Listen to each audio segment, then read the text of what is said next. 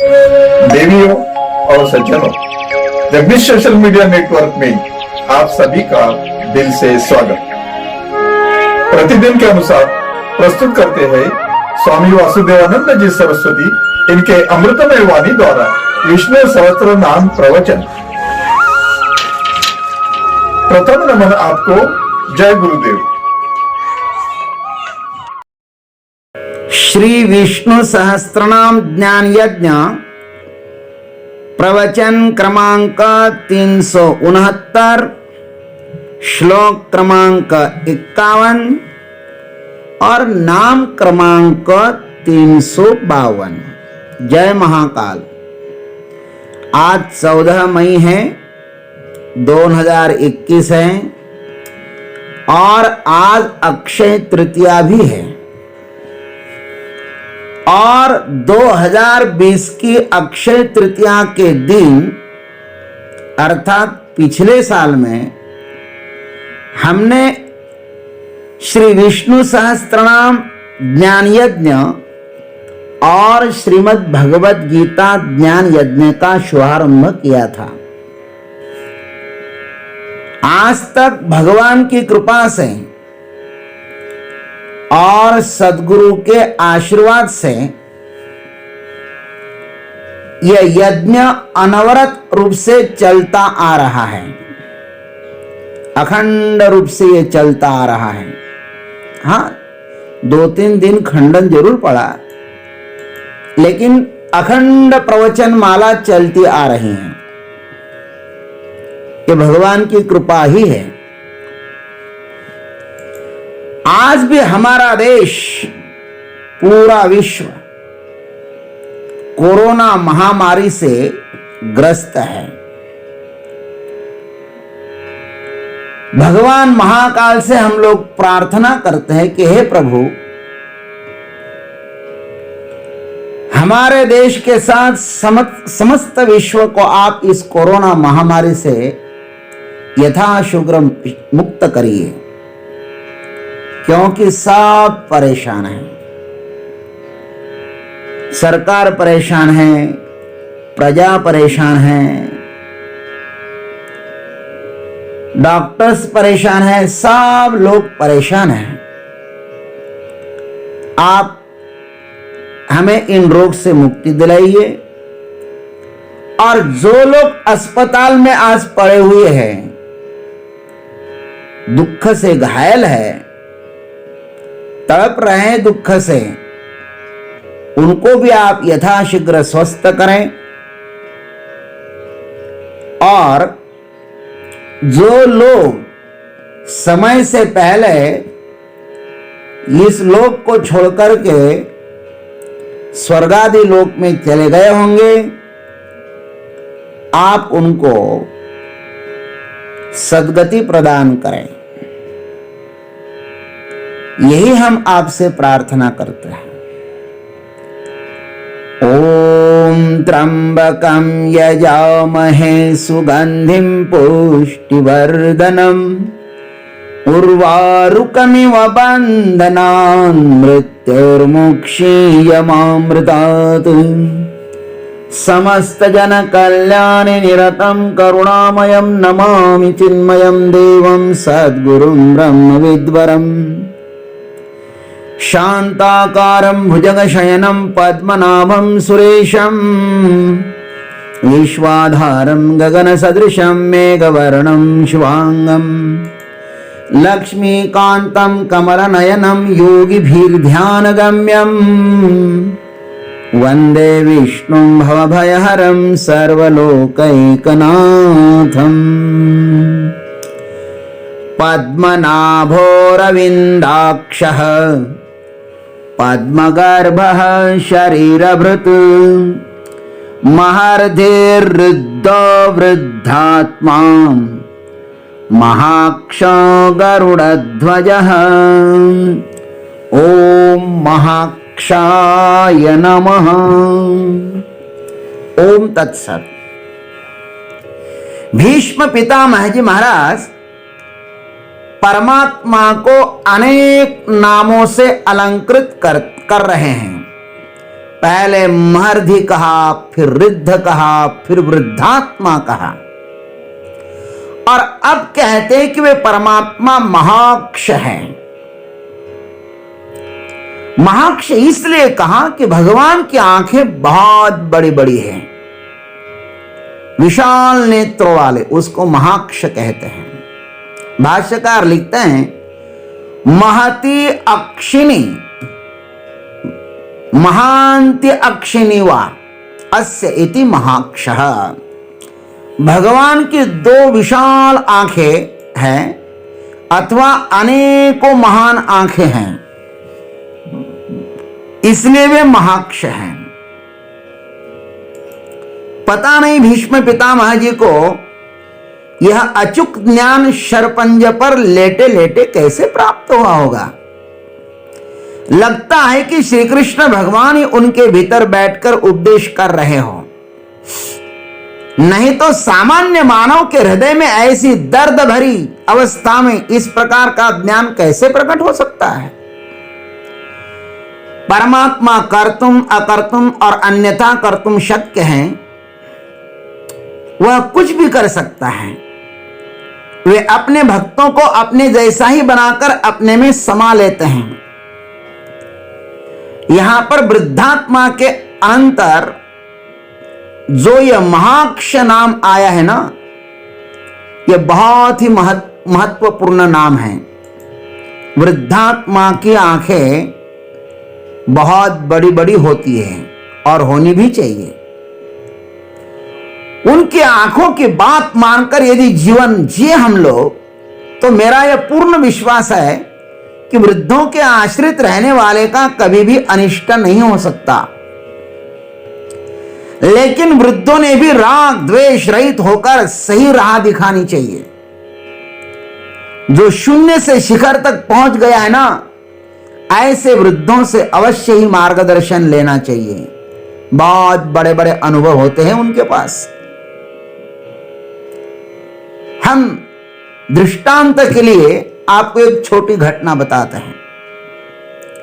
हमारे आश्रम में एक जामुन का पेड़ है, वैसे बहुत है लेकिन एक पेड़ की बात आपसे कहते हैं, और उस पर हम सभी का बहुत प्रेम है क्योंकि जामुन भी बहुत लगते हैं उसको। हमने एक दिन केंचुओं के द्वारा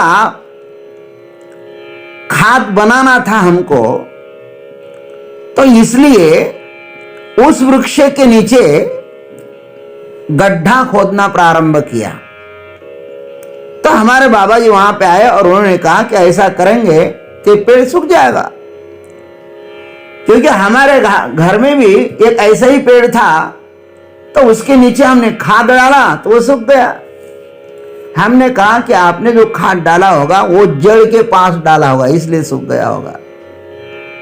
हम लोग तो ऐसा करते हैं कि उस जड़ से थोड़ी दूरी में खाद गड्ढा खोदेंगे, उसमें खाद डालेंगे, कचरा डालेंगे और उसमें पानी डाल देंगे। तो उन्होंने कहा प्रयोग करो, लेकिन सूखेगा ये मुझको पूरा पता है। और हमने वैसा किया और 8 दिन में ही खाद ने अपना प्रभाव दिखाना शुरू कर दिया। उस वृक्ष के पत्ते पीले होने लगे, बहुत सुंदर फलों से लदा हुआ था वो वृक्ष। धीरे धीरे उसमें से वो फल भी गिरने लगे। तब हमारे बाबा जी ने कहा कि देखो पेड़ सूख रहा है। तो उसी दिन हमने तुरंत वह खाद निकाल दिया, उसमें जो पानी था वो भी निकाल दिया, और फिर धीरे धीरे वह वृक्ष अपनी पूर्व स्थिति में आने लगा। कहने का तात्पर्य यह है कि उन्होंने पहले ही कहा था कि यह सूख जाएगा,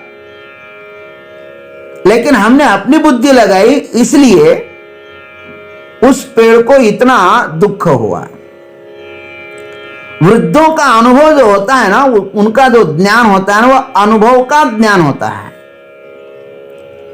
इसलिए उनकी बात माननी चाहिए।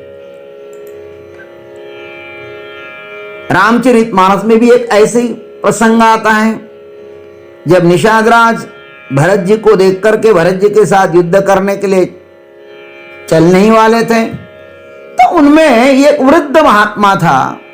उस वृद्ध ने कहा कि भाई थोड़ा शांत रहो, एतना कहत छींक भई बाए, कहे सगुन हनी खेत सुहाए। तो उनको छींक आ गई और उन्होंने कहा कि भाई मुझको बाई और छींक आई है ना, अतः मेरा यह सगुन कहता है कि भरत जी से मिलिए, उनसे युद्ध मत करिए, क्योंकि भरत जी राम जी से मिलने जा रहे हैं। ये मेरा सगुन कह रहा है, नहीं तो बिनु विचारे जो करें सो पाछे पछताएं, ऐसा हो जाएगा महाराज। तो जब उसकी बात मानी तो वृद्ध की बात सत्य निकली। हमारे भगवान श्री राम, भगवान श्री कृष्ण, हमारे गुरुजन सदैव वृद्धों के विचारों की उपासना करते हैं। इसलिए कहा है कि नित्यम वृद्धोपसेविनः, वृद्धों की आंखों से देखो, वृद्धों की आज्ञा में रहो। वृद्धों की बात मानने से अनेक विघ्न टल जाते हैं। जिन घरों में वृद्धों का आदर नहीं है, उस घर में शांति निवास नहीं कर सकते। जब हम गुरुकुल सिद्धवाड़ी में पढ़ते थे, अध्ययन करते थे, तो यदा कदा गुरुदेव जी का बड़ा कैंप शिविर वहां पे होता था। बहुत से लोग आते थे और हमें भी बहुत बड़ा प्यारा दृश्य देखने को मिलता था। कई कई तो हमारे सभी गुरुजन वहां पे आते थे। जब हमारे गुरुदेव की समष्टि पाद्य पूजा की जाती थी ना, तो हम देखते थे पाद्य पूजा होने के बाद गुरुदेव अपने पैरों का स्वयं दर्शन लेते थे, क्योंकि अपने पैरों को वे अपने पैर न मानकर उनके गुरुदेव स्वामी तपोवन महाराज जी के वे पैर मानते थे। इसलिए पहले गुरुदेव के पैरों का दर्शन करते थे वे स्वयं। और फिर कभी कभी हमारे बड़े स्वामी जी तेजमान जी महाराज भी उस कैंप में आते थे, तो फिर वे दर्शन करते थे। देखो, गुरुदेव के गुरुदेव का दर्शन गुरुदेव करते थे और गुरुदेव का दर्शन हमारे गुरुजी के गुरुदेव करते थे, स्वामी तेजमान जी महाराज। और फिर स्वामी तेजमान जी महाराज का दर्शन हमारे गुरुजी करते थे। और फिर अपने गुरुजी स्वामी सुबोधानंद जी महाराज का दर्शन हम करते थे।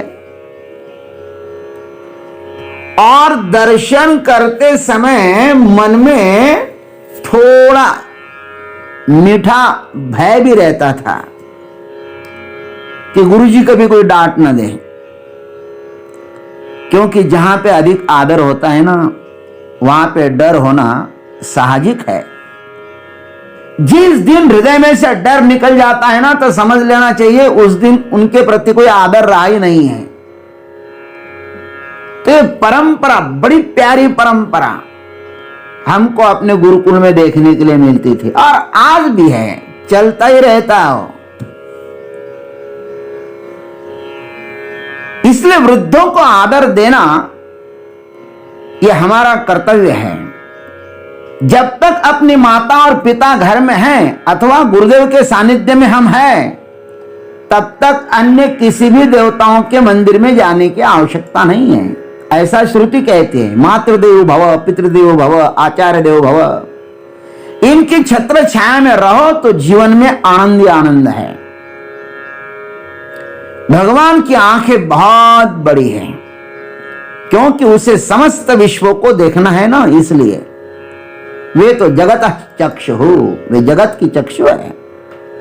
भगवान की आंखों में समता है, ममता नहीं है, क्योंकि ममता मनुष्य को अंधी बना देती है। परमात्मा के लिए सब समान ही है।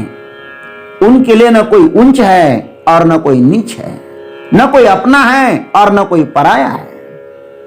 बड़ी आंखों वाला ही सम रह सकता है। समोहम सर्वभूतेषु, भगवान की सब पर दृष्टि है।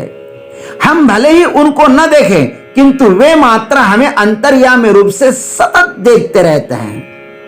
वे सबका दृष्टा है। अथवा भाष्यकार दूसरा अर्थ करते हैं कि भगवान की अनेक तेजस्वी आंखें हैं। पुरुष सूक्त में श्रुति कहती है सहस्र शीर्षा पुरुष सहस्राक्ष सहस्रपात, ऐसा कहा है महाराज। और रामचरितमानस में भी कहा है तनु बिनु परस नयन बिनु देखा ग्रह घ्राण बिनु बास अशेषा। भगवान की अद्भुत लीला है। संसार की सभी आंखें उसकी ही आंखें हैं। वह अंतर्यामी के रूप में सबके भीतर बैठकर सबकी आंखों से देख रहा है। परमात्मा अपने महाक्ष नामक इस प्रभु की यही तो विशेषता है कि वह दृष्टा दृश्य और दर्शन के रूप में सबके भीतर विद्यमान है। इसलिए तो कहते हैं कि परमात्मा के मंदिर में जाते हो तो उनके आंखों में आंख मिलाओ, दृश्य को दृष्टा में समा दो। सीता जी ने भगवान को देखा और अपने भीतर समा लिया महाराज भगवान को। गोस्वामी जी लिखते हैं थके नयन रघुपति छवि देखे। भगवान की छवि देखते ही सीता जी के नयन थक गए और पलक निहू परिहरि निमेशे। अब पलक उठना ही नहीं चाहते हैं। लोचन मगरा मही उड़ानी दीने पलक कपाट सयानी। प्रभु को देखने के अनंतर नयन थक गए और अब पलकों ने भी गिरना बंद कर दिया। अर्थात प्रभु को नेत्रों के मार्ग से हृदय में लाकर उन्होंने नेत्रों के द्वार बंद कर दिए। अब उसका ध्यान करने लगी। प्रभु को एक बार देखने के बाद कुछ भी देखना शेष नहीं रहता। अमृत पीने के बाद कौन डबरे का गंदा जल पीने की आशा करेगा। वेदांत के सिद्धांत में जिसका चित्त तल्लीन हुआ है वह कोक शास्त्र की चर्चा में कैसे रमन कर सकता है। गौ माता का पवित्र दूध पीने के बाद सुकरी का दूध कौन पीना चाहेगा। वैसे ही जिन आंखों से परमात्मा का दर्शन किया है महाराज, वे आंखें फिर इस मायावी संसार में कैसे रमन कर सकती है। ध्यान रखना, ये आंखें तब तक तृप्त नहीं हो सकती जब तक महाक्ष का दर्शन नहीं कर पाओगे। ये हमारी अक्ष महाक्ष को अनादिकाल से ढूंढ रही हैं। भगवान ने हमें सुंदर आंखें परमात्मा को देखने के लिए ही दी है, लेकिन हम अभागे इसके द्वारा केवल संसार और मोबाइल ही देखते रहते हैं। मोबाइल की उपासना करोगे तो मात्र मोबाइल जैसे पागल बनोगे और परमात्मा की उपासना करोगे तो परमात्मा जैसे महाक्ष बनोगे। इसलिए तो श्रुति हमें कहती है कि आत्मावारे द्रष्टव्य श्रोतव्य मंतव्य निध्यासितव्य। संसार को मत देखो, देखना हो तो महाक्ष को देखो, उसकी उपासना करो। उप का अर्थ है समीप और आसन का अर्थ है बैठना। भगवान के समीप बैठ जाओ। जितनी लगन से मोबाइल को देखते हो ना, उसमें से भी 1/4 लगन से महाक्ष को देखोगे तो तुम्हें परमात्मा का साक्षात्कार हो ही जाएगा। तुम परमात्मा ने दी हुई शक्ति को निरर्थक गंवा रहे हो, बाद में पश्चाताप करना होगा। मोबाइल में केवल संसार देखने वालों की बड़ी दुर्गति होती है, यहां पर भी और वहां पर भी। लेकिन जिसने भी महाक्ष को देखा वह कृतकृत्य हो गया। इसलिए परमात्मा से प्रार्थना करो कि हे प्रभु, आप हमें महाक्ष को देखने का सामर्थ्य दें। ओम तत्सत। जय गुरुदेव, जय जगदीश्वर, जय जय महाकाल। अभी आप सुन रहे थे स्वामी वासुदेवानंद जी सरस्वती इनके अमृतमय वाणी द्वारा विष्णु सहस्त्र नाम ज्ञान यज्ञ प्रवचन का अगला भाग लेकर कल सुबह फिर उपस्थित होंगे। हरिओम।